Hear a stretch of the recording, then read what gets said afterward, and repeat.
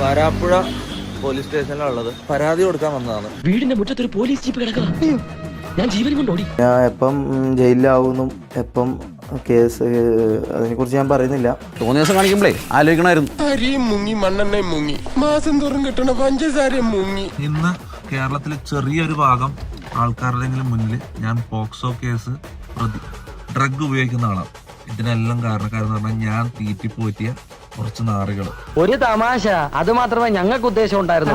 നിനക്ക് ഇഷ്ടമില്ലെങ്കിൽ വേണ്ട, തീർന്നില്ലേ? ഇവന്മാരിത് ക്രെഡിറ്റ് ആയിട്ട്, ഇവന്മാർക്ക് ഇത് കുഴപ്പമില്ല, ഇവന്മാർക്ക് റീച്ച് കിട്ടിയാൽ മതി. ഓക്കെ, നിന്റെ രൂപത്തിൽ വേണ്ടാത്ത ഊരാക്കുടുക്കളൊക്കെ ഉണ്ടാക്കി വെച്ചിട്ട് കുറ്റക്കാരൻ ഞാൻ. 2 ക്രിമിനൽ കേസുകളും പിന്നെ ഒരു ഡിഫേമേഷന്റെ ലീഗൽ നോട്ടീസ് ഓൾറെഡി അയച്ചു കഴിഞ്ഞു. ഓക്കെ, ഇനി കളികൾ ലീഗലി പോകാൻ പോയെന്ന് 360 ഡിഗ്രിയിൽ വട്ടത്തിലും ഇവൻ പോലീസിനെ കൊണ്ട് പിടിപ്പിക്കോ? നേരെ ജയിലിൽ കയറ്റാം. അതന്നെയാണ് ഡയറക്റ്റ് നേരെ ഇവന്മാരെ ജയിലിൽ കയറ്റാന്നുള്ളതിന് ഉദ്ദേശം. വളരെ നന്നായി സാർ.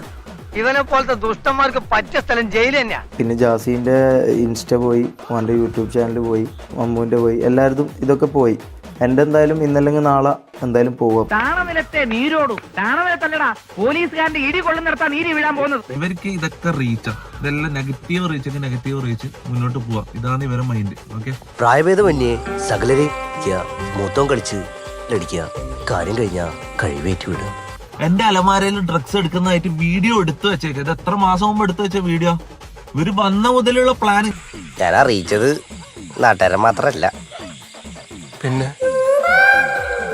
സത്യം പറഞ്ഞാൽ ഉറങ്ങാനോ ഫുഡ് കഴിക്കാനോ ഒന്നും പറ്റുന്നില്ല. നമ്മൾ ചെയ്ത തെറ്റെന്താന്ന് പറഞ്ഞാൽ ഉള്ള കാര്യങ്ങൾ ജനങ്ങൾക്ക് തുറന്നു കാണിച്ചു കൊടുത്തു. ഞാൻ നിരപരാധിയാണെന്ന് നീ പറഞ്ഞില്ലേ? പറഞ്ഞില്ല. ഇതാണ് ചതി. പറഞ്ഞാൽ അവർ വിശ്വസിക്കില്ല. എന്തുകൊണ്ട്? എല്ലാ തെളിവുകളും നിനക്കെതിരായതുകൊണ്ട്. ഞാൻ കേരളത്തിലെ ഗവൺമെന്റിനോടും പോലീസിനോടാണ് ഞാൻ പറയുന്നത്, എല്ലാത്തിനെയും പിടിക്കണം. ഇവന്മാരെ എല്ലാത്തിനെയും പിടിച്ചിട്ട് ഓരോ റൂമിലിട്ട് ചോദ്യം ചെയ്താൽ പുറത്തു വരും സാധനങ്ങൾ. ഓക്കെ ചേട്ടാ, ഇതിന്ന് ഊരാൻ ഒരു വഴിയില്ലേ? നീ തീർന്നടാ, നീ തീർന്നു.